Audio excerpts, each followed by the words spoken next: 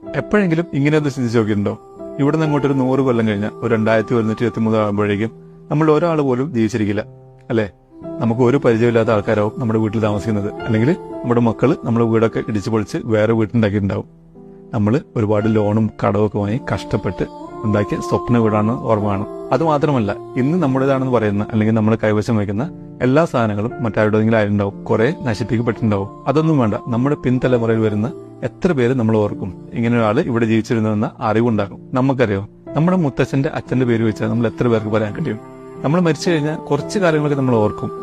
ചിലപ്പോൾ നമ്മുടെ ഒരു ഫോട്ടോ ചുമരിൽ തൂങ്ങും. ഒരു 10, 20, 30 കൊല്ലം കഴിഞ്ഞ് ആ ഫോട്ടോയും അവിടെ മാറും. നമ്മളും സാവധാനം വിസ്മൃതിയിലേക്ക് മാറും.